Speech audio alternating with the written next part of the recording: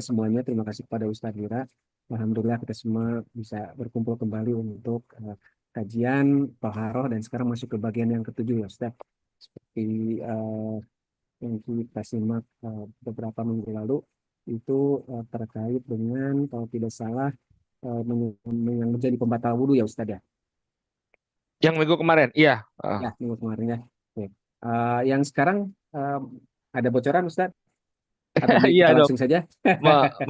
Mengusap khuf ya, hukum mengusap khuf, yakni Siap. sepatu dari Siap. kulit gitu ya, sepatu dari Siap. kulit. Ya, Monggo Ustadz untuk mempersingkat waktu kita langsung saja. Silakan Ustadz. baik, jazakallah khairan. Bismillahirrahmanirrahim. Innal hamdalillahi nahmaduhu wa nasta'inuhu wa nastaghfiruh wa na'udzu billahi min syururi anfusina wa min sayyiati a'malina. May yahdihillahu fala mudilla lah wa may yudlil fala hadiyalah. Asyhadu an la ilaha illallah wahdahu la syarikalah wa asyhadu anna Muhammadan abduhu wa rasuluh. Allahumma salli wa sallim ala nabiyyina Muhammad wa ala alihi wa sahbihi wa man ittaba'a hudahu ila yaumiddin amma ba'd. Bapak dan Ibu-ibu, kaum muslimin wal muslimat yang semoga dirahmati oleh Allah. Assalamualaikum warahmatullahi wabarakatuh. Waalaikumsalam warahmatullahi Alhamdulillah, puji dan syukur tak henti-hentinya kita panjatkan kepada Allah Subhanahu wa taala atas segala nikmat yang telah Allah Subhanahu wa taala anugerahkan kepada kita semua. Salawat serta salam semoga senantiasa tercurah kepada junjungan kita Nabi Muhammad, kepada keluarga, para wabarakatuh. sahabat, dan pengikut beliau hingga akhir zaman. Bapak dan Ibu rahimakumullah, pada pertemuan yang terakhir, Alhamdulillah kita telah membahas tentang pembatal-pembatal wudhu. Maka insya Allah di kesempatan kali ini kita akan bahas tentang hukum mengusap dua khuf. Baik, mungkin ini jarang ya dilakukan di Indonesia karena kita tidak mengalami musim dingin ya. Jadi banyakkan kita nyeker ya. Kalau di rumah itu kan orang Indonesia itu eh, keluar rumah pakai sendal ya, sendal saja, kemudian masuk ke rumah pun lepas sendal. Kalau orang di Barat itu mereka masuk rumah pun pakai sepatu ya, nggak Pak Rosyid ya. Oke, saya lihat orang-orang Barat yang pakai sepatu ya. Dan juga saudara-saudara kita kaum muslimin yang tinggal di sebagian negeri Eropa ya dan juga di Timur Tengah juga mereka mengalami musim dingin ya, mereka mengalami musim dingin yang kalau mereka tidak menggunakan sepatu ya di musim dingin itu akan sangat memudaratkan. Jadi memang saya sendiri merasakan dulu ya, pernah tinggal di kota namanya kota Damar. Damar itu sebuah kota di dataran tinggi Yaman yang dijuluki sebagai Salajatul Yaman, kulkasnya Yaman. Jadi itu daerah yang sangat dingin sampai kemudian kalau kita jalan keluar pondok pesantren itu di jalan itu air-air yang tergenang itu membeku. Jadi bisa diambil gitu ya. Nah, maka kita selalu menggunakan kaos kaki ya agar agar tidak terasa terasa dingin ya agar tidak merasakan terlalu dingin.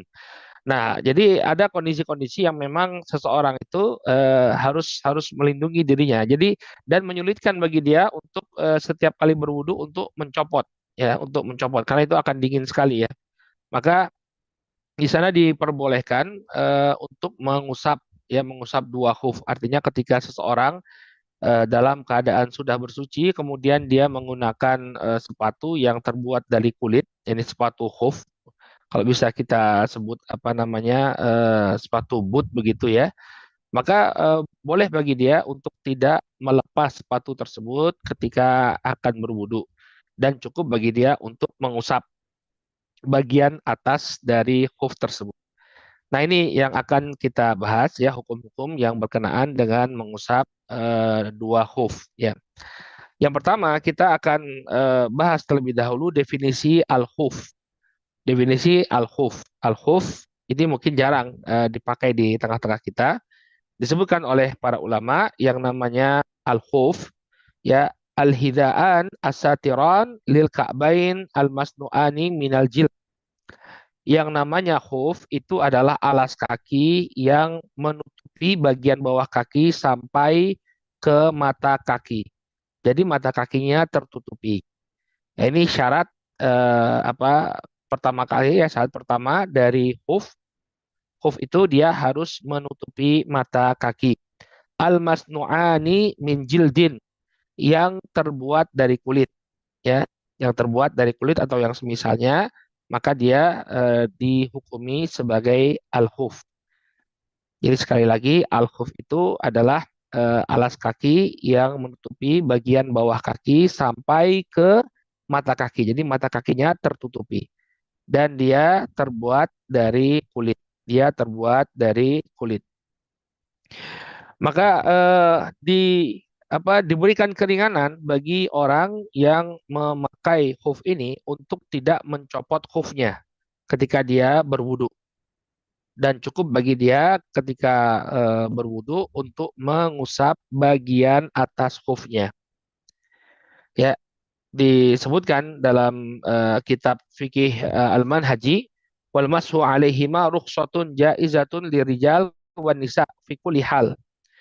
Maka mengusap kedua khuf ini merupakan keringanan yang diperbolehkan baik bagi laki-laki maupun bagi wanita dalam setiap kondisi. Ya, fisaifi wasyita, baik itu di musim panas, demikian juga di musim dingin. Fis safari wal hadar, demikian juga ketika dia safar dan juga ketika dia bermukim, artinya tidak dalam keadaan safar. Fis sihati wal marad, dalam keadaan dia sehat maupun sakit. Wadzalika badalu ghusli ar-rijlaini fil wudu, dan mengusap dua khuf ini sebagai ganti dia mencuci atau membasuh kedua kakinya. Jadi nggak perlu basuh kaki, cukup untuk mengusap ya dua dua khuf ya.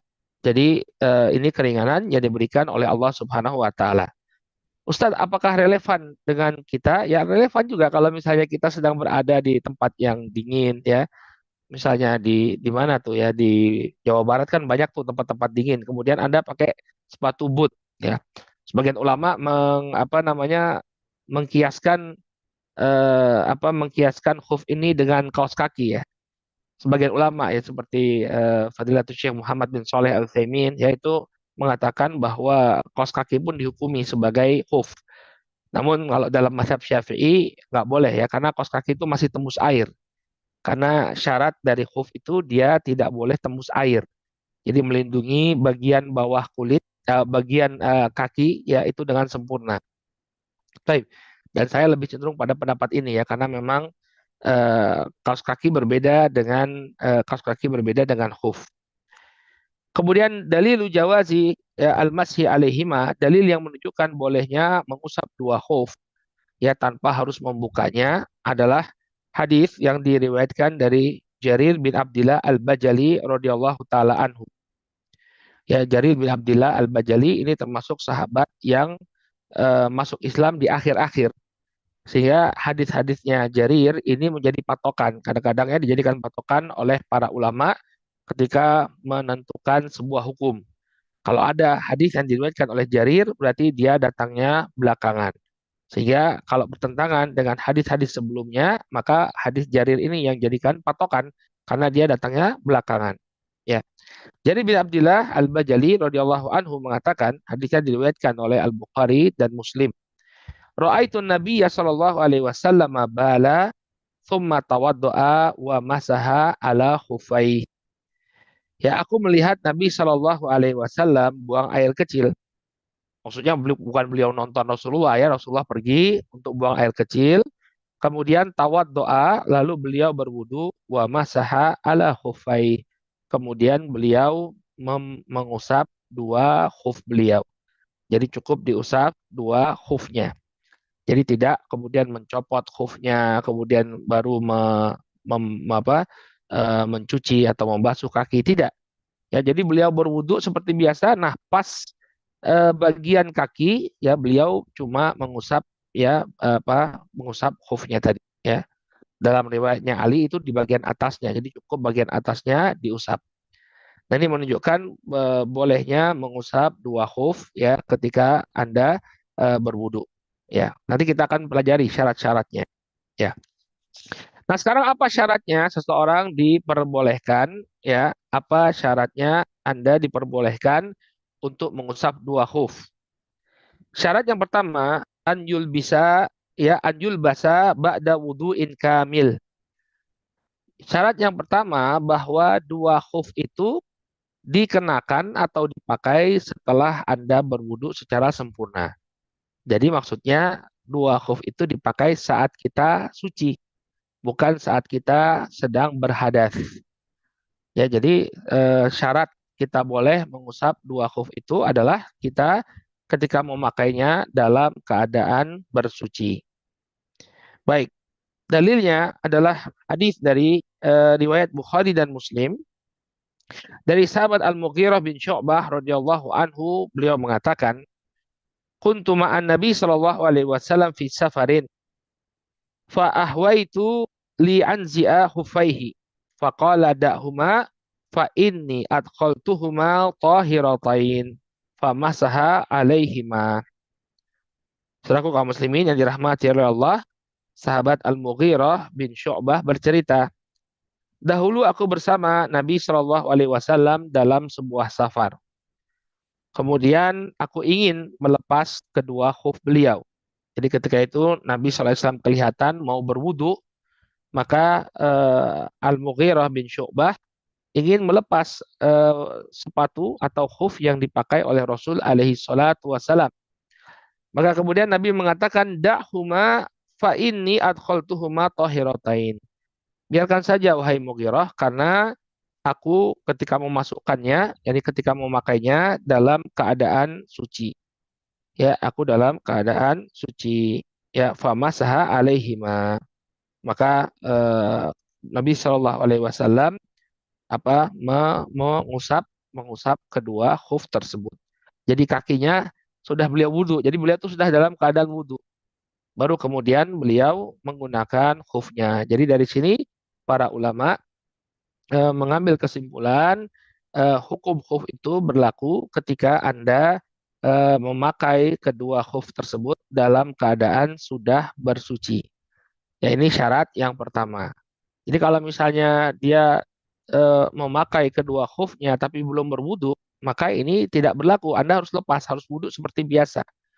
Ya, harus wudu seperti biasa. Nggak boleh kemudian Anda berwudu, ya, kemudian Anda mengusap kedua khuf Anda dalam keadaan saat memakai khuf tersebut ya tidak dalam keadaan bersuci. Baik, ini syarat yang pertama bahwa kedua khuf tersebut dipakai dalam keadaan kita telah bersuci sebelumnya. Kemudian yang kedua, barakallahu fiikum, ya syarat yang kedua, an yakuna satiraini li jami'i mahalli ghusli al-fardi minal qadamain li'annahuma la yusammiyani khuffaini illa idza kana kadzalik. Yang kedua, ya, bahwa khuf tersebut harus menutupi semua bagian yang harus dibasuh ketika wudhu, ya. Semua bagian kaki yang harus dibasuh ketika wudhu, dan dimulai dari ujung kaki sampai ke mata kaki, itu semua harus tertutupi dengan khuf. Makanya sepatu yang dipakai oleh kita zaman sekarang itu nggak bisa disebut sebagai khuf ya. Ya seperti sepatu jogging, sepatu lari. Itu kan mata kakinya kelihatan. Ya sehingga tidaklah dihukumi sebagai khuf. Jadi wallahu taala alam, saya pernah ditanya oleh jamaah umroh, boleh nggak kita tawaf pakai sepatu kets? Pakai sepatu kets ya karena biar lebih empuk gitu ya pakai sepatu kets. Saya bilang boleh ya. Kenapa? Karena dia tidak dihukumi sebagai khuf. Ya, walaupun demi kehati-hatian ya lebih baik pakai sandal karena dalam hadis itu ya tana'al ini memakai memakai sandal ya disebutkan memakai sandal. Tapi apakah dia dianggap sebagai khuf? Kan tidak boleh orang itu tawaf dengan menggunakan khuf itu nggak boleh. Nah, maka sepatu kets itu tidak dihukumi sebagai khuf. Kenapa? Karena syaratnya khuf adalah dia harus menutupi bagian yang harus yang harus dibasuh ya secara sempurna dan harus dibasuh secara sempurna ketika kita wudhu itu bagian kaki mulai dari ujung sampai mata kakinya harus dibasuh. Maka khuf itu syaratnya harus menutupi mata kaki. Ya, Jadi ini syarat yang kedua ya, bahwa khuf tersebut menutupi mata kaki, yani menutupi bagian yang harus dibasuh ya ketika wudhu secara sempurna. Ya, baik. Kemudian yang ketiga ya, yang ketiga ini syarat yang ketiga ini perhatikan, makanya para ulama Syafi'iyah tidak memasukkan kaos kaki itu sebagai khuf ya. Yang ketiga syaratnya an yamna'a nufudhal ma ya ilal qadamain min ghairi mahalli khuruz ay al khiyatah ya. Yang ketiga bahwa khuf tersebut mencegah ya merembesnya air kepada kedua kaki ya selain tempat kancingnya. Jadi kan memang ada tempat jahitan, nah itu mau tidak mau bolong gitu ya. Tapi kalau tidak ada jahitan, nggak boleh ada bolong di tempat di khuf tersebut. Jadi khufnya harus mencegah air itu tembus secara sempurna. Jadi itu dia syaratnya khuf. Jadi dia tidak ketika terkena air itu tidak tembus. Nah, makanya ini tidak terpenuhi pada kaos kaki. Karena kaos kaki itu kalau kita kena air ya tembus sampai ke kulit. Ya, kecuali kaos kakinya mungkin terbuat dari latex atau dari bahan yang tidak tembus air ya. Tapi jarang sekali ada kaos kaki seperti itu. Ya, tapi kalau misalnya kaos kakinya itu terbuat dari nilon atau terbuat dari katun ya, maka jelas itu akan tembus tembus air. Sehingga kaos kaki menurut pendapat yang paling kuat tidaklah dihukumi sebagai khuf. Tidaklah dihukumi sebagai khuf. Kemudian syarat yang keempat. Ya, syarat yang keempat ini berkaitan dengan kekuatan. Jadi dia itu harus bisa dipakai untuk berjalan ya. Dipakai untuk berjalan. Kalau khufnya itu tidak bisa dipakai untuk berjalan, begitu dipakai berjalan, remuk misalnya atau hancur ya, maka dia tidak dihukumi sebagai khuf. Ya, makanya syarat yang keempat kata para ulama an yakuna qawiyaini yumkinu tatabu'ul masyi alaihima yauman wa lailatan lil mukim wa thalathata ayyamin ya bilayaliha lil musafir. Yang keempat ya, khuf itu kuat ya, memiliki fisik yang kuat yang bisa dipakai untuk berjalan selama 1 hari 1 malam bagi orang yang mukim atau 3 hari 3 malam bagi orang yang bersafar. Artinya tidak kemudian hancur ya, belum 1 malam kemudian khufnya udah robek-robek, nggak tahu kualitasnya seperti apa. Nah, dia harus bertahan, dia harus bisa bertahan ya paling tidak untuk orang yang sedang mukim itu 1 hari ya. Adapun untuk orang yang safar dia harus bertahan 3 hari 3 malam, 3 kali 24 jam. Nah, kenapa kok 3 kali 24 jam? Nah, nanti kita akan jelaskan hadisnya. Ya, itu pengarahan langsung dari Nabi Shallallahu Alaihi Wasallam. Bagi orang yang mukim itu 1 kali 24 jam. Bagi orang yang bagi orang yang safar itu 3 kali 24 jam. Kemudian syarat yang kelima an yakuna tahirain walau kana min jildi maitah qad dubiq ya lamma marra min anna jilda maitah yuthar bid-dibagh. Kemudian yang kelima, khufnya itu dalam keadaan suci. Ya, dalam keadaan suci artinya dia bukan dari kulit bangkai, kecuali kulit bangkainya itu sudah disamak. Ya, jadi kita perlu lihat produk mana ini ya, produk mana. Ada pertama kulitnya, jadi kulitnya. Ya, kulitnya kulit apa? Kalau khuf dari kulit babi dan kulit anjing ya nggak suci ya, nggak boleh dipakai sebagai khuf. Apa ada yang seperti itu? Ada ya, mungkin di Cina itu apa yang nggak mereka buat ya. Jadi mungkin saja ada khuf yang terbuat sepatu boot yang terbuat dari kulit babi. Maka nggak boleh, dia harus dalam keadaan suci. Kalau kalau toh dia diambil dari bangkai ya, ada hewan yang sudah mati, bukan mati karena disembelih, maka cara mensucikannya adalah kulitnya disamak terlebih dahulu. Dan rata-rata ya kulit itu ya memang harus disamak dulu ya, baru kemudian dia bisa dijadikan sebagai sepatu atau sandal. Ya, maka ini syarat yang kelima ya, bahwa kedua khuf tersebut harus dalam keadaan bersih atau suci, dalam keadaan suci. Tidak boleh kemudian dari kulit ya kulit yang tidak suci. Nah, inilah kelima syarat kita bisa mengusap kedua huf. Ya, jadi tidak perlu membuka huf kita, ya cukup bagi kita untuk mengusap bagian atasnya. Baik, kita ulangi lagi syarat yang pertama bahwa huf tersebut dipakai setelah kita berwudu. Kemudian syarat yang kedua bahwa khuf tersebut menutupi seluruh bagian yang diwajibkan untuk dibasuh saat kita berwudu. Kemudian syarat yang ketiga bahwa khuf tersebut harus mampu dia menahan air, ya, jangan sampai kemudian merembes masuk ke dalam kulit atau mengenai kulit. Yang keempat, bahwa dia harus kuat, ya, yang mungkin untuk dipakai berjalan 1 hari 1 malam bagi orang yang mukim dan 3 hari 3 malam bagi orang yang dalam keadaan safar. Kemudian yang kelima, bahwa khuf tersebut dalam keadaan suci. Ya, kalau dia terbuat dari kulit bangkai, maka dia harus disamak terlebih dahulu. Baik, ini syarat sesuatu dipergunakan sebagai khuf.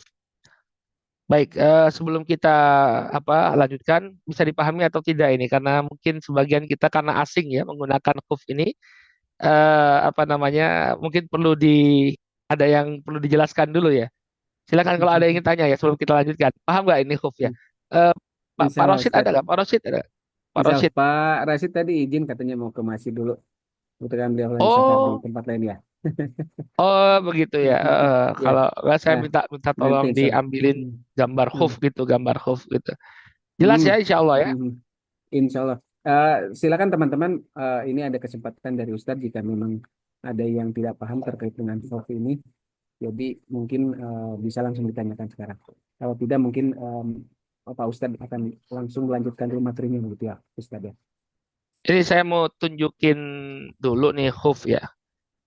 Kelihatan nggak? Nah, ini nih hoof tuh, Oh, kayak gitu oke. tuh.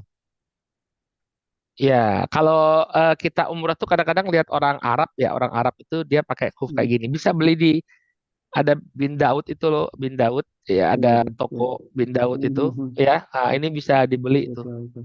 Harganya Hmm, sekitar hmm, 200.000 ini sepasang. Ya, hmm, hmm, hmm. nah ini.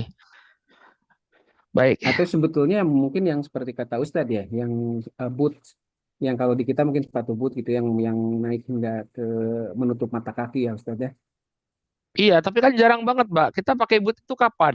Kalau Hmm, ada hmm, proyek hmm. aja, Betul, betul, kalau lagi betul. banjir. Ya, ya, ya. Hmm, hmm. Ya, tapi nggak apa-apa. Ini Ya. khazanah ya bahwa dalam Islam itu boleh seperti itu ya. Nah, Hmm, kalau sebagian ulama itu mengkiaskan kaos kaki itu pada hoof, cuma hmm. kurang tepat juga karena hoof itu dia harus Waterproof harus ya anti Ustadz ya. air, waterproof Betul. ya, Ya, waterproof. ya, Kalau kan kenapa dia diusap? Karena memang nggak bakalan sampai ke kaki gitu loh. Tapi ya, kalau ya. kaos kaki kita usap ya nanti akan ada Akan rasa-rasa rembes, airnya masuk betul, ke dalam rembes betul Ustadz. ya. Ya, ya. Wallahu taala a'lam. Hmm. Mudah-mudahan bisa Baik, dipahami kemudian teman-teman. Hmm. ya mudah-mudahan Silakan ya. Ustadz. Ya, Ya. paham ya insya Allah ya. Itu hoax. Insya Kemudian sekarang berapa waktu yang diperbolehkan bagi kita untuk memakai hoof tersebut? Artinya begini, maksudnya berapa sih durasi kita boleh mengusap hoof itu? Nah, ini ada perincian. Kalau kita itu mukim dalam keadaan tidak safar, itu bolehnya 1 hari 1 malam. Jadi setelah 24 jam, hoof itu harus kita buka, kemudian kita berwudu lagi, baru pasang lagi hoofnya. Ya, baru pasang lagi hoofnya. Jadi kalau sudah 24 jam expired itu hoofnya. Kalau kita dalam keadaan mukim, dalam keadaan tidak safar. Tapi ketika kita dalam keadaan safar, maka expirednya 3 kali 24 jam. Jadi 3 hari 3 malam. Ya, mari kita simak ya penjelasan para ulama di sini. Wa muddatul mashi alal khufain yaumun wa lailatun ya lil mukim wa salah 1 ayam bilayaliha lil musafir. Jadi durasi pembolehan mengusap 2 hoof itu 1 hari 1 malam bagi orang yang mukim. Kemudian 3 hari 3 malam bagi orang yang dalam keadaan safar. Dalilnya adalah hadis yang diriwayatkan oleh Imam Muslim dari Shuraih bin Hani ya rahimahullahu taala. Jadi Shuraih bin Hani ini seorang tabi'i kemudian dia ingin belajar tentang mengusap dua khuf. Lalu dia nanya kepada Ibunda Aisyah radhiyallahu taala anha. Ya, Shuraih bin Hani mengatakan, "Ataitu Aisyata radhiyallahu anha as'aluha anil mashi alal khufain." Aku pernah mendatangi Ibunda Aisyah radhiyallahu anha ya untuk bertanya kepadanya tentang mengusap dua khuf. Faqalat i'ti aliyan fa innahu a'lamu bihadza minni kana yusafiru ma'a Rasulillah sallallahu alaihi wasallam. Maka kemudian Ibunda Aisyah mengatakan, datangilah Ali karena sesungguhnya Ali itu lebih paham tentang masalah ini daripada aku. Kenapa kok Ali lebih paham tentang masalah mengusap dua khuf ini daripada Ibunda Aisyah? Karena yusafiru ma'a Rasulillah Sallallahu Alaihi Wasallam. Karena Ali itu sering melakukan safar bersama Rasulullah Sallallahu Alaihi Wasallam. Nah, dari penggalan ini kita bisa melihat ya bagaimana ketawaduan para sahabat. Ya, Aisyah tidak sungkan-sungkan ya mengakui kelemahan diri beliau. Saya nggak tahu masalah ini. Ya, saya nggak tahu tentang masalah ini. Kemudian ini juga menunjukkan bagaimana hubungan yang dekat di antara para sahabat. Aisyah itu meminta Suraih itu untuk tanya kepada Ali. Kan sering digambarkan itu oleh sebagian orang, ya para sahabat itu sering berkonflik gitu ya. Bahkan sampai bunuh-bunuhan katanya. Ya kita katakan tidak ya. Mereka itu saling mencintai, saling menghormati. Dan kita lihat di sini bagaimana respeknya Aisyah kepada Ali. Dia katakan kamu datangi Ali ya, sahabat Ali itu lebih paham tentang masalah mengusap dua khuf ini karena dia sering safar bersama Rasulullah Shallallahu Alaihi Wasallam. Fasa'altuhu, maka kemudian kata Shuraih bin Hani, ya, aku pun bertanya kepada Nabi Shallallahu Alaihi Wasallam. Faqala, maka kemudian Ali mengatakan, ja'ala Rasul Shallallahu Alaihi Wasallam thalathata ayyamin wa layaliyahunna lil musafir wa yauman wa lailatan lil muqim. Maka Ali bin Abi Thalib radhiyallahu anhu menjelaskan kepada Syuraih bahwa dahulu Rasul Shallallahu Alaihi Wasallam menjadikan batasannya itu 3 hari 3 malam bagi seorang musafir dan sehari semalam bagi orang yang mukim yang tidak dalam keadaan safar. Ya, jadi ini ketentuannya expirednya ke keringanan untuk mengusap dua khuf itu 1 kali 24 jam bagi orang yang tidak dalam keadaan safar. Kemudian untuk orang yang safar ya ketentuannya menjadi 3 kali 24 jam. Baik, maka kemudian mungkin Bapak dan Ibu bertanya, lah ngitung 24 jamnya itu dari mana? Apakah dari ketika kita berwudu, apakah dari ketika kita menggunakan hufnya, ya, atau dari kita mulai batal, ya. Nah, ini permasalahan diperselisihkan oleh para ulama, namun yang paling kuat insya Allah adalah saat kita batal pertama kali. Ya, jadi ketika Anda batal dari wudhu Anda, nah itulah mudah atau perhitungan awal 1 kali 24 jamnya atau 3 kali 24 jamnya. Ya disebutkan dalam kitab Fikih Manhaji, beliau mengatakan, dikatakan oleh para penulisnya, tabda'u muddatul mashi minal hadathi ba'da lubsil khufain. Dimulainya durasi mengusap kedua khuf itu adalah ketika seseorang mulai berhadas setelah dia menggunakan dua khufnya. Jadi saat batalnya ya batal wudunya entah karena dia keluar darinya sesuatu dari dua jalan atau dia melakukan pembatal wudhu lainnya sebagaimana yang telah kita sebutkan ya maka sejak itulah dia menghitung 24 jamnya. Ya misalnya seseorang tertidur, dia mulai tidur ya itulah mulai waktu menghitung 24 jamnya. Ini sejak dia pertama kali batal dari wudhu. Qala fa idza tawaddaa as-subha wala bisa khufai. Tsumma ahdatsa inda tulu isyam fa inna muddata tuhsab min tulu isyam. Kemudian di sini beliau memberikan contoh ya. Apabila Anda ya berwudu untuk sholat subuh, ya Anda berwudu untuk sholat subuh, wa labisa khufain. Kemudian Anda menggunakan dua khuf. Jadi setelah wudu sholat subuh pakai dua khuf. Summa ahdatsa inda tulu isyams. Ya ketika matahari itu sudah terbit, ya tulu isyam itu artinya dia sudah masuk waktu syuruk, ya tulu isyam itu jadi mataharinya kalau ini garis horizon, ya kan kalau matahari terbit itu dia sudah mulai muncul. Nah ini matahari terbit, ini saatnya sholat subuh. Ya ketika sudah mulai muncul fajar sodik itu mulai masuk waktu sholat subuh. Kemudian kan matahari itu mulai meninggi tuh, meninggi, meninggi, meninggi, meninggi, meninggi, meninggi. Nah, kemudian setelah dia lepas landas, benar-benar terpisah dari garis horizon, ini namanya waktu tulu isyams. Ya, waktu tulu isyams, yakni matahari sudah mulai meninggi. Nah, ketika Anda batal wudhunya ketika matahari itu sudah mulai meninggi, ya fa inna muddata tuhsab min tulu isyams. Maka kemudian durasi 1 kali 24 jamnya atau 3 kali 24 jam itu mulai dihitung saat Anda batal. Jadi kalau misalnya batalnya jam 9 pagi misalnya ya baru, maka dia jam 9 pagi itulah mulai menghitung durasi 24 jamnya. Jadi Anda harus melepas tidak boleh lagi mengusap dua khuf itu kalau sudah melewati jam 9 pagi di keesokan hari. Ya. Tapi kalau misalnya jam 8 pagi itu masih boleh ya batal wudhu, kemudian mengusap dua khuf. Tapi kalau sudah melebihi jam 9 pagi di keesokan hari, maka sudah tidak boleh lagi untuk mengusap khuf. Anda harus melepas kemudian berwudhu seperti biasa. Baik, jadi kita ulangi lagi tentang waktu mengusap khuf ini.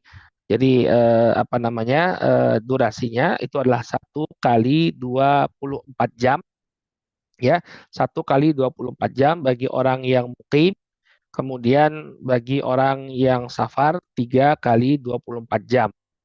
Kemudian kapan mulai dia menghitung durasinya, yaitu ketika dia batal wudhu pertama kali. Baik ya, sampai di sini ada yang ingin tanyakan? Jelas semua insya Allah. Ini mungkin kita agak kurang ini ya, karena agak kurang gimana gitu, maksudnya kurang, karena kita jarang sekali mempraktekannya. Makanya Iya, iya, guru-guru iya. kita dulu, ya teman-teman kami dulu sampai beli khuf, jadi nabung. Hmm. Ya jadi agar ya tahu prakteknya, mereka nabung, kemudian cari khuf. Ya begitu dapat khuf, ya mereka praktekkan. Agar agar Kalau benar-benar kerasa gitu prakteknya. Agar ya, kita belajar itu benar-benar bisa dipraktekkan. Nah sekarang kan prakteknya nggak ada kita makanya. ya, Makanya saya karena setiap sebagian besar fragmen mungkin dari teman-teman kita juga kurang apa tidak lazim untuk menggunakan itu ya Ustadz ya. tidak Jadi lazim di iya, kita. iya, Kita iya. kita bakal diketawain orang kalau pakai khuf di Indonesia. Tapi kalau Iya, iya, kayak iya. di Yaman gitu ya saat musim dingin Mm, itu banyak orang ya pakai khuf ya, pakai khuf. Bahkan mm, sholat di mm, masjid itu khufnya dipakai ketika sholat ya, tidak dilepas khufnya. mm. Baik, begitu ya durasinya. Jadi Ya, untuk orang ya, yang mukim itu 1 kali 24 ya. jam. Untuk orang yang safar itu 3 kali 24 jam. Nah sekarang bagaimana tata cara mengusap dua khuf? Jadi tadi disebutkan mengusap ya. Ingat ada mengusap, ada membasuh. Ada goslun ya, ada mashun kalau dalam bahasa Arabnya. Kalau goslun itu diguyur, jadi benar-benar airnya itu mengalir. Kalau masah itu tangannya basah, kemudian kita lewatkan di bagian yang diusap. Nah itu masah. Nah sekarang kalau eh, apa namanya mengusap dua khuf namanya juga mengusap. Mengusap jadi dia cuma tangan yang basah saja diusapkan. Nah, sekarang yang wajib untuk diusap itu bagian mana? Ya, apakah seluruh bagiannya atas bawah atau cukup bagian tertentu saja dari huf yang wajib untuk diusap? Ya, jawabannya disebutkan oleh para ulama ya, yang wajib adalah mashu syai'in walau qalla min a'lal khauf. Anda mengusap bagian atas huf itu walaupun cuma sedikit. Jadi sedikit saja, itu minimal. Ya, itu minimal. Ya, Anda hitungannya mengusap bagian huf. Coba ya, ini hufnya ya. Sedikit saja yang diusap, cuma ini aja set begitu. Nah, itu sudah sah dia. Jadi tidak perlu untuk kemudian diusap secara keseluruhan. Jadi kalau untuk wajibnya saja yang membuat mengusap hoof itu sah, hanya cukup sedikit saja. Seret. Nah, itu udah cukup. Ya, tapi dua-duanya ya, kanan kiri diusap dua-duanya. Maka itu yang paling minimal, ya. Kemudian fala yakfi almas ala asfaliha, dan tidak cukup ya seseorang ketika mengusap bagian bawahnya. Nah, ini hati-hati ya. Jangan kemudian orang kadang-kadang pakai akal. Loh, kan yang kotor itu kan bagian bawah. Kenapa yang kita usap bagian atas? Kenapa yang kita usap bagian atas kata mereka? Maka enggak ya, tetap bagian atasnya yang kita usap, bukan bagian bawah. Kalau Anda mengusap bagian bawah justru tidak sah. Kenapa? Karena ada sebuah hadis ya yang diriwayatkan dari Al-Imam Abu Dawud ya, dari sahabat Ali bin Abi Thalib radhiyallahu taala anhu, ya, beliau mengatakan laukana din bi ra'yi lakana asfalul khuf aula bil mashi min a'laha, ya, wa qad ra'aitu Rasul sallallahu alaihi wasallam yamsahu ala zahiri khufai. Kata Ali bin Abi Thalib radhiyallahu taala anhu, kalau saja agama itu dibangun di atas roi, di atas rasio, ya, maka bagian bawah hoof itu lebih utama untuk diusap daripada bagian atasnya.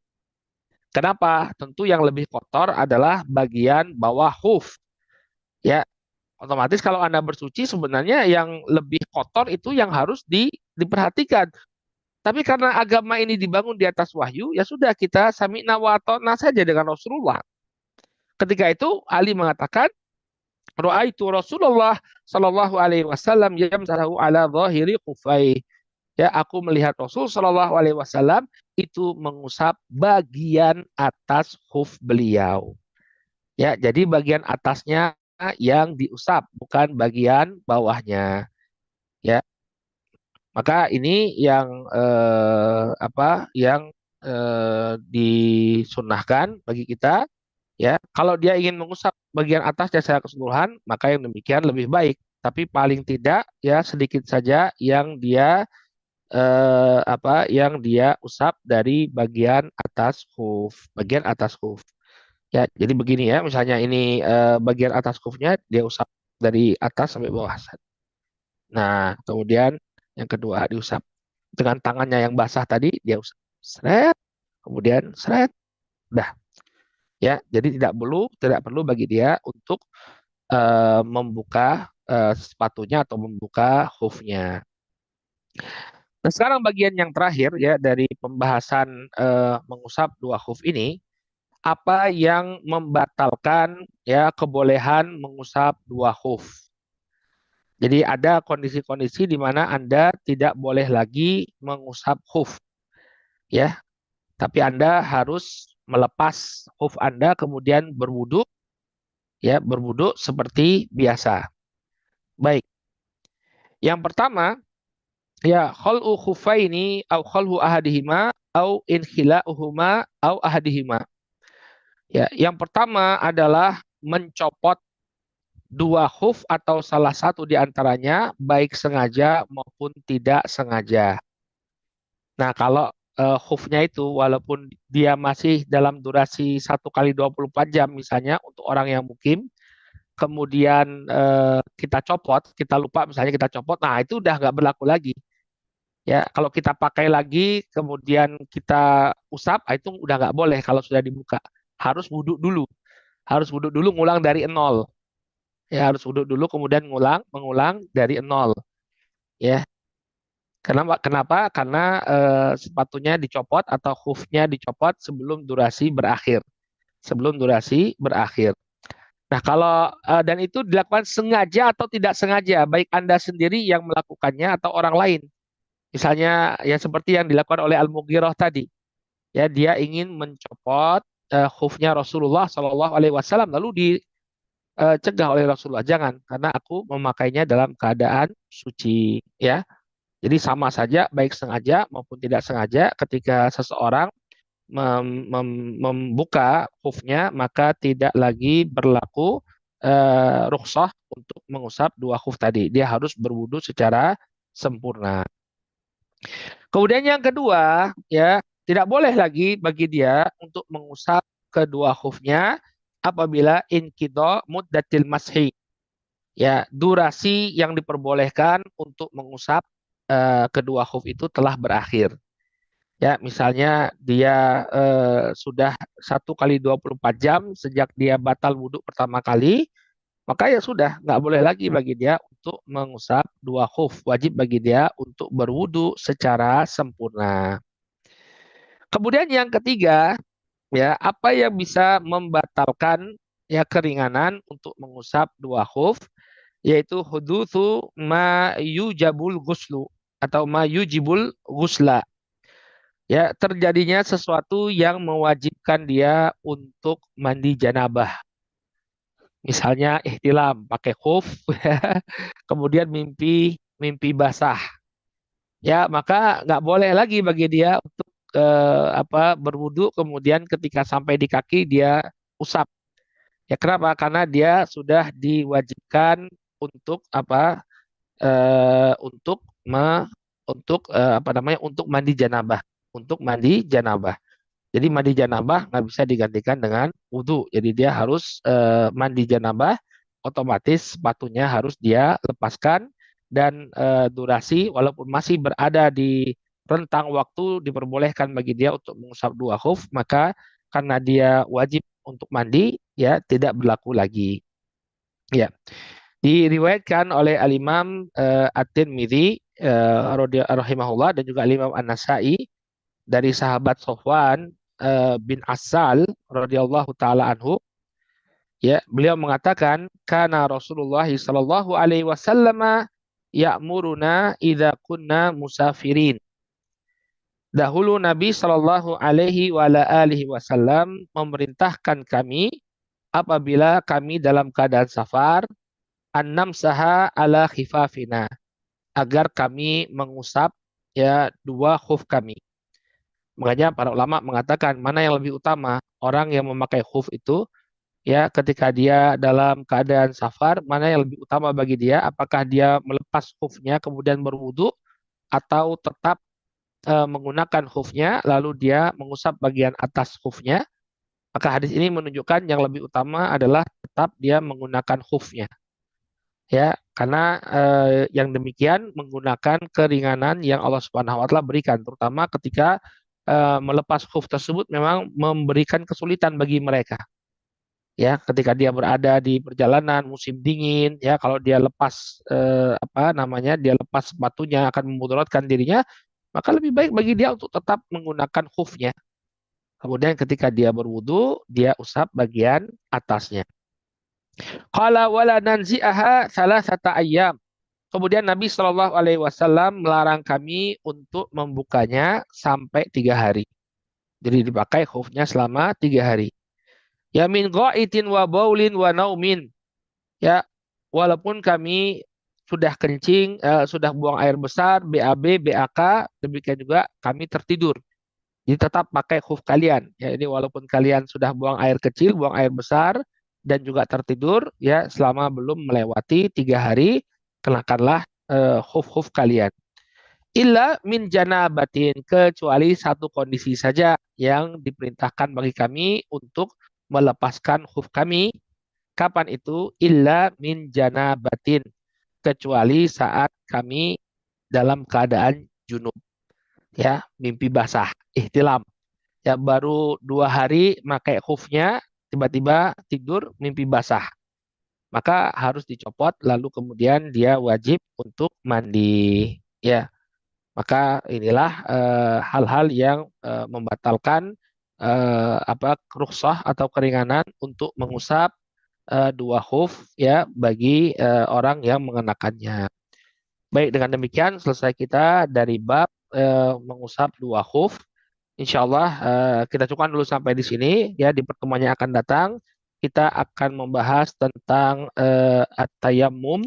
Demikian juga membahas tentang bagaimana orang yang digips ya, bagaimana orang yang dalam keadaan digips ya. Ini ada pembahasan tersendiri ya. Jadi dia nanti mengusap bagian gipsnya kalau bisa, kalau tidak maka tidak mengapa, tidak diusap. Tapi nanti ada aturan-aturannya, kita akan jelaskan dengan lebih detail di pertemuan yang akan datang insya Allah. Adapun untuk hukum mengusap dua huruf kita cukupkan dulu sampai di sini. Kemudian kalau ada yang ingin bertanya, kami persilahkan. Terima kasih Ustadz atas penyampaian materinya. Teman-teman, jika ada yang ingin bertanya silakan, mau langsung atau kalau mau melalui chat juga dipersilakan. Sementara menunggu Ustadz, berarti saya Ya, pernah melihat Pak Jum. ya saya pernah melihat teman saya menerapkan mengusap hoof ini, tetapi dengan kondisi yang istilahnya mungkin dalam tanda kutip menyesuaikan dengan apa yang biasa dipakai di sini gitu Ustaz. Nah waktu itu sudah cukup lama sih waktu itu. Jadi kita dalam satu kesempatan mau sholat di musola atau di masjid kecil lupa waktu itu. Nah saya lihat teman saya tidak pada saat wudhu tidak buka sepatunya sepatu sandal seperti itulah Ustaz. Sepatu sandal terus dia tidak dibuka, dia hanya mengusap eh, dan setelah itu sandal ya kan nggak bisa dipakai masuk ke dalam masjid, udah masuk aja gitu. Saya pikir oh saya sih tidak bertanya ini karena kan saya belum tahu hukumnya gitu kan. Nah, tapi kan kalau misalkan melihat yang tadi sudah disampaikan Ustadz dalam materinya bahwa syarat hoof itu adalah dia apa waterproof, Menutup sudah secara gitu menutup sempurna, mata kaki ya menutup secara sempurna, ya, terus dia dan kan tidak waterproof tidak itu tembus air. ya tuh. Nah saya pikir berarti itu penerapan yang kurang tepat ya Ustadz ya. Artinya dengan Kurang dia tepat. hanya Apalagi mengenakan sepatu sepatu sandal. biasa. Iya, sepatu sandal waktu itu. Kemudian ketika dia sholat Sepatu Aiger dicopot nggak? gitulah Ustaz. Sholat Habis dicopot. habis sholat dan sholat dicopot. Iya. Iya, Jadi kalau hoof saya itu pikir nggak dicopot. Jadi ketika iya sholat iya tuh hoofnya tetap dipakai. iya. Ya, Jadi ya jadi kalau kalau keliru itu. kalau ini saya berasumsi mungkin beliau waktu itu istilahnya men apa ya me, apa apa ya mengadopsi artinya mengadopsi rukhsah terkait hoof ini gitu tapi dengan alas kaki gitu Iya, jadi ya enggak. padahal kan rukhsah untuk hoof ini sendiri juga hoofnya sendiri kan sudah ada bentuk yang memang ada persyaratannya gitu ya Ustaz ya. Betul. Iya. Ya, maka nggak keliru itu ya. Jadi dipenuhi Ya dulu ya syarat hufnya. Dan yang ya paling kelirunya ketika dia masuk ke musola, itunya ya dipakai apa dilepas ya. Kalau huf itu iya ketika karena kan sholat sendalnya tetap juga tetap sendal biasa. dipakai. Karena Sendal kan sendal biasa. biasa sendal Aiger gitulah Ustaz sendal gunung gitulah. Ya, ya Ya ya keliru ya. Makanya kita perlu ya perlu ya belajar ya. Kita perlu tuh. belajar agar paham ya, agar paham yang sebenarnya bagaimana. Mending kalau dia pakai kaos kaki ya dia ngambil ngambil pendapat sebagian ulama yang Mm-mm. menyamakan khuf dengan kaos kaki Mm-mm. ya mungkin kita bisa tolerir karena memang ada Ya ulama ya. yang mengatakan Mm-mm. nggak apa-apa pakai kaos kaki dihukumi sama ya walaupun Mm, yang mm, lebih kita kuatkan tadi apa khuf itu mm. syaratnya dia harus waterproof ya jadi Yes, tidak sir. tembus Mm. air ya. Maka Kang Rasid, oh, present. Lagi di mana nih? Maka Masya Allah nih. Masya Lagi Allah. melalang melalang buana terus ini Pak Rasid ini. Apa bersaing sama Ustadz nih, Tat? Saya baru minggu depan nih. Minggu depan, Masya Allah. Tapi Ustadz, ini ada pertanyaan tapi kirim message ke saya nih Ustadz. Ini saya mau tanyain. Gimana nih? Bismillah. Gimana Pak Rasid? Assalamualaikum Ustadz. Mau tanya, jarak safar itu harus 85 kilometer atau apakah beda kampung juga sudah bisa disebut safar? Sehingga kita sudah bisa jamak qashar. Misalnya Bandung ke Ciwidey atau Bandung ke Cililin. Bukankah Rasulullah Shallallahu Alaihi Wasallam juga pernah melakukan jamak qashar di Bir Ali? Iya. Jadi Ini jamak qashar itu dilihat dari kota tujuan kita. Kita tuh mau kemana? Kalau kota tujuan kita itu lebih dari 85 kilometer, maka kita boleh melakukan jamak qashar karena itu terhitung safar. Jadi dilihat dari kota tujuannya, kota tujuannya. Ya, Nabi Shallallahu Alaihi Wasallam itu beliau sudah menjamak dan mengqashar sholat di Bir Ali karena tujuan beliau ketika itu adalah Makkah. Makkah itu berapa ya? 450 kilometer kalau nggak salah dari kurang lebih. dari kota Madinah, maka sudah tentu itu sudah masuk jarak jarak jamak qashar. Nah, kapan boleh melakukan jamak qasharnya? Ya, kalau jamak itu boleh kita lakukan sebelum kita keluar dari kota tempat tinggal kita. Hmm. Misalnya ini ya, Bapak dari Bandung mau ke, saya nggak tahu ke Cirebon berapa tuh? Berapa kilo tuh Bandung ke Cirebon? Bandung Coba Cirebon. dilihat. Sebentar, Udah saya lebih 85 kilo belum ya Bandung Cirebon? Bandung. Bentar, saya buka ini. Lebih insya Allah kalau tidak salah Bandung udah lebih. Cirebon itu sekitar So, udah 140. 150, udah Betul, lebih. 140 ya, 140 kilo. Misalnya ada orang dari Bandung ke Cirebon nih ya, dari Bandung ke Cirebon, kemudian Bandung Cirebon kan lebih tuh dari 85 kilo, berarti ke Cirebon udah safar. Nah, ketika dia keluar dari kota Bandung, misalnya sampai ke Sumedang lah ya, mau mau ke Cirebon lewat Sumedang, eh, ke Sumedang itu kan paling berapa kilo? Baru 40-an kilo ya, 50 kilo misalnya. Nah, Nah, Ya, dia itu benar benar. dia pokoknya yang penting keluar dari kota Bandung, sudah lewat batas kota Bandung, itu dia sudah boleh untuk mengkosor. Ya, kalau mau menjama di Bandungnya aja udah boleh. Kalau mau menjama di Bandungnya aja udah boleh, cuma nggak boleh kosor. Ya, syarat kosor itu Anda harus keluar dari kota tempat tinggal Anda. Ya, jadi misalnya dari Bandung tadi ya, misalnya gini, dia mau ke Cirebon nih, ya, kemudian pengen menjamak sholat, misalnya berangkatnya waktu duhur, biar nggak berhenti berhenti nanti pas maghrib aja mau berhentinya di rest area, ya udah saya sholat asar di waktu duhur, itu boleh. Kalau menjamak itu kita masih berada di kota boleh untuk menjamak. Jadi ya di jamak takdim, tapi sholat asarnya harus 4 rakaat, belum boleh kosor. kosong. Hmm. Ya, kenapa? Karena Anda masih berada dalam kota. Nah, tapi kemudian ketika Anda mulai ke Cirebon, ya, keluar kota, misalnya udah lewat batas kota Bandung, ya, misalnya nggak sholat dulu nih, nggak sholat, ya udah kita jalan dulu dah, ntar cari masjid di luar kota Bandung. Nah, begitu dia keluar dari kota Bandung, ya kita break dulu deh, kita sholat duhur. Maka dia boleh, ya, ketika sudah berada di luar kota Bandung, karena dia sudah berada dalam keadaan safar menuju kota Cirebon, yang jaraknya 140 kilometer lebih dari jarak safar, maka boleh bagi dia setelah dia keluar dari kota Bandung untuk menjama dan mengkosor sholat. Baik. Yang penting sudah berada di luar Bandung. Hmm. Nah, itu yang penting dia sudah berada di luar Bandung. Saya nggak tahu apa kotanya, Ciwidey tadi ya bilang ya. Yang penting dia udah Ciwidey. keluar, pokoknya udah keluar Bandung, ya, maka sudah boleh bagi dia untuk menjamak dan mengkosor. Tapi kalau dia masih berada di Bandung, baru boleh menjamak saja, belum boleh untuk mengkosor. Baik. Nah, Bir Ali itu sudah berada di luar batas kota Madinah. Makanya Nabi sudah mengkosor di Bir Ali. Sekali. Oke. Ya. Tapi Baik. tujuannya Nabi bukan di Bir Ali. Beliau itu cuma singgah saja karena tujuannya adalah ke kota Makkah. Ya.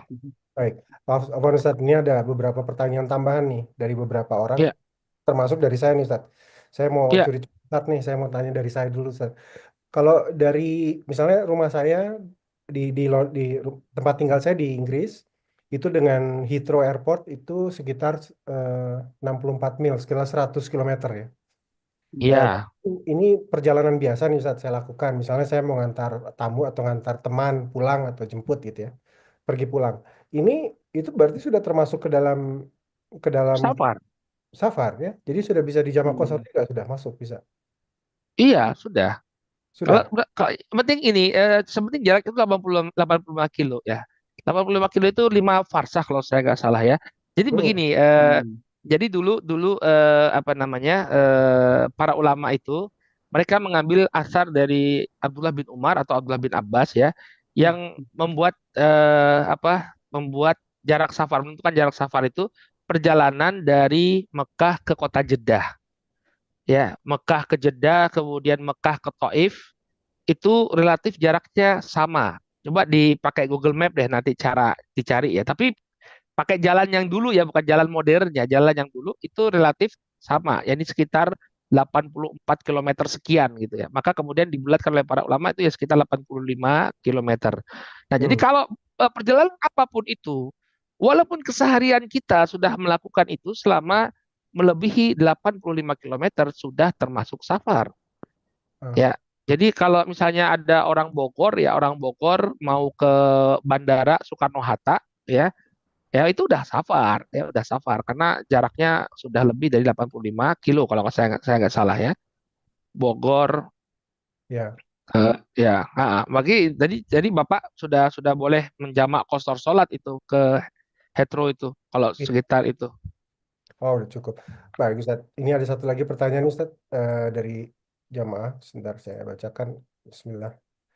Eh, Afwan, Ustaz. Oh, Bu Anita, belum ternyata kalau dari kota Bogor ke airport itu masih 80 kilo belum. karena dia muter ya, Ustaz. Tergantung rutenya mungkin, Ustaz. Dengan rutenya.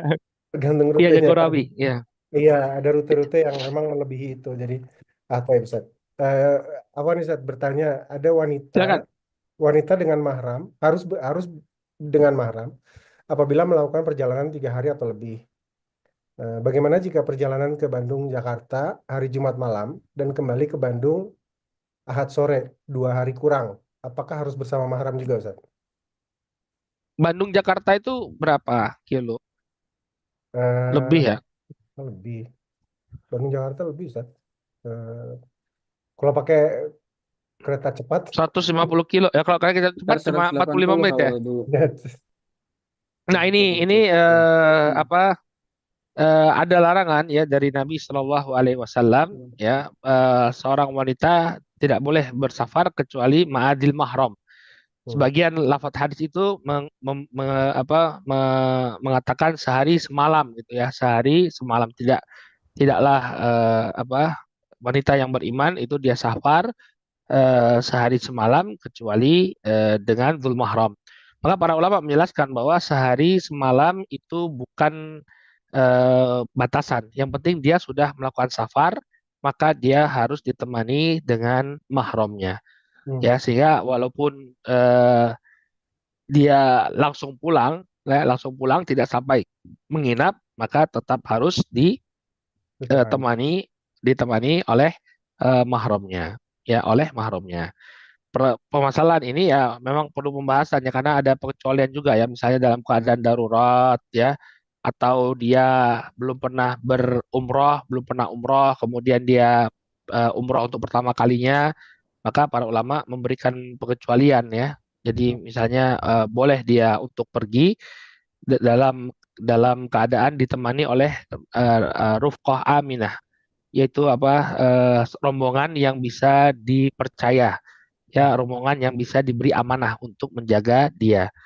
Ya, ini insya Allah nanti kita akan bahas ya dalam permasalahan safar, insya Allah ya. Tapi secara umum bahwa memang wanita itu tidak boleh safar, ya walaupun kurang dari 1 hari 1 malam, tidak boleh safar kecuali ditemani dengan mahramnya. Hmm. Ya, para ulama memberikan pengecualian dalam beberapa kasus ya dalam keadaan darurat atau dalam keadaan dia mau berumroh atau haji ya, tapi harus ditemani dengan rufqah aminah dengan rombongan yang bisa dipercaya. Baik. Wallahu taala alam. Baik, satu lagi nih, Ustaz, menyangkut Ya. safar. Ini pertanyaan sambungan. Ustaz Afwan, kalau misalnya kita sehabis safar mau sholat maghrib di jalan, maaf, bolehkah saya jamak qashar setelah masuk Bandung, tapi belum sampai ke rumah, Ustaz? Nggak boleh, boleh. Kalau belum sampai ke rumah, kita masih dalam perjalanan. Maka selama belum sampai ke rumah, itu masih boleh dijamak qashar. Karena kita masih berada dalam keadaan safar. Boleh insya Allah. Alhamdulillah. Ya. Baik, makasih Ustadz. Jazakallah khair. Pak Angga, Pak Ujum. Oh, cukup. Ya, maka Pak Ujum mungkin ditutup Pak Ujum. Kita cukupkan dulu sampai di sini. Ya. Enggak, saya minta Ustaz untuk langsung menutup saja. Oh ya Terima baik kasih. baik Bapak dan Ibu semua, alhamdulillah kita sudah ambil satu bab ya tentang mengusap dua khuf. Mudah-mudahan apa yang disampaikan bermanfaat. Walaupun mungkin kurang relevansi dalam Ya, kehidupan ya. kita, tapi boleh tuh dicoba Kurang dulu. cari khuf tuh Pak Ujum ya. Ya, Ya, siap, untuk siap Ustaz. mempraktekkan sunnah ya, menghidupkan sunnah Iya. gitu ya, menghidupkan sunnah ya. Mudah-mudahan apa yang disampaikan bermanfaat ya. Subhanakallahumma wa bihamdika asyhadu an la ilaha illa anta astaghfiruka wa atubu ilaik. Wassalamualaikum warahmatullahi wabarakatuh. Waalaikumsalam warahmatullahi wabarakatuh. Terima kasih Ustaz, terima kasih teman-teman semuanya. Masih semuanya. Mungkin saya langsung tutup. Ya, terima Ya. kasih.